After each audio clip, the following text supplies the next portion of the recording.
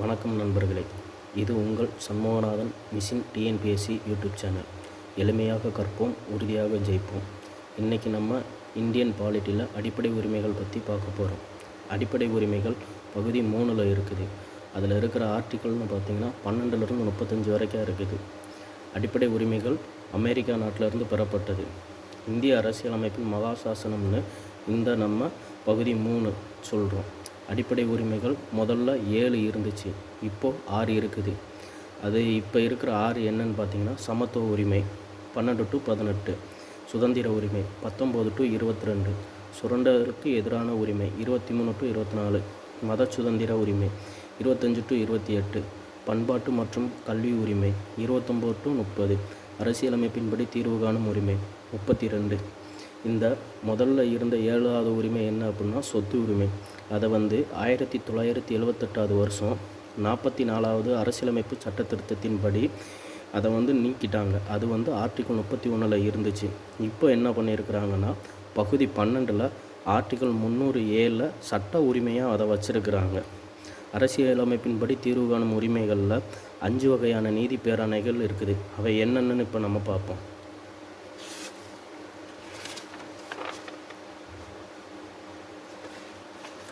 உச்ச நீதிமன்றம், உயர் நீதிமன்றம் இந்த ரெண்டுமே நீதி பேராணைகள் வெளியிடக்கூடிய அதிகாரம் இருக்குது. இப்போ நம்ம அந்த 5-6 நீதி பேராணைகள் சொன்னோமா, அவை ஆட்கொணர்வு நீதி பேராணை ஹேபியஸ் கார்பஸ், கட்டளையிடும் நீதி பேராணை மண்டாமஸ், தடையுறுத்தும் நீதி பேராணை ப்ராகிப்ஷன், ஆவண கேட்பு பேராணை செட்டியோரரி, தகுதி வினவும் பேராணை கியோ வாரண்டோ. இது ஆர்டிக்கல் 32ல் வருது. இந்த ஆர்டிக்கல் 32 அரசியலமைப்பின் இதயம் மற்றும் ஆன்மான்னு சொல்லியிருக்கிறாங்க. அது சொன்னது யாருன்னு பார்த்தீங்கன்னா, டாக்டர் B.R. அம்பேத்கர் அவர்கள். அரசியலமைப்பின் பாதுகாவலன்னு நம்ம யாரை சொல்கிறோம் அப்படின்னா, உச்ச நீதிமன்றத்தை சொல்கிறோம். அடிப்படை உரிமைகளில் ஆர்டிக்கல் 19 எமர்ஜென்சி டைம், அதாவது அவசர நிலை பிரகடனத்தின் போது அதை நிப்பாட்டிடுவாங்க. அதுக்கான அதிகாரம் யார்கிட்ட இருக்குது அப்படின்னா, குடியரசுத் தலைவர்கிட்ட இருக்குது. அந்த எமர்ஜென்சி டைமுக்குரிய சட்டப்பிரிவு, அதுக்கான ஆர்டிக்கல்னு பார்த்திங்கன்னா 352. எந்த சூழ்நிலையிலையும் குடியரசுத் தலைவரால் தடை செய்ய முடியாத சட்டப்பிரிவு, அதாவது எமர்ஜென்சி டயத்துலேயும் தடை செய்ய முடியாத சட்டப்பிரிவு ஆர்டிக்கல்னு பார்த்திங்கன்னா 20, 21. இப்போ சில சட்ட ஆர்டிக்கல்களை பார்ப்போம். சட்டத்தின் முன் அனைவரும் சமம்னு சொல்கிறது ஆர்டிக்கல் 14. தீண்டாமை ஒழிப்பு ஆர்டிக்கல் 17.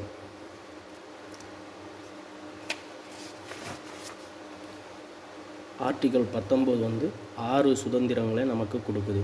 அது என்னென்ன சுதந்திர உரிமைகள்னு பார்த்திங்கன்னா, பேச்சுரிமை, கருத்து தெரிவிக்கும் உரிமை, அமைதியான முறையில் கூட்டம் கூட உரிமை, சங்கம் அமைப்புகள் தொடங்க உரிமை, இந்திய நாட்டில் எந்த இடத்துல, அதாவது நீங்கள் விருப்பப்பட்ட இடத்துல வசிக்கிற உரிமை, அதே போல் இந்திய நாட்டில் எந்த இடத்துலையும் தொழில் செய்யக்கூடிய உரிமை. இந்த 6 உரிமைகளை ஆர்டிக்கல் 19 கொடுக்குது. இந்த 6 உரிமைகளை தான் எமர்ஜென்சி டைமில் நிப்பாட்டிடுவாங்க. தனிமனித பாதுகாப்புக்கு உரிய உரிமை ஆர்டிக்கல் 21.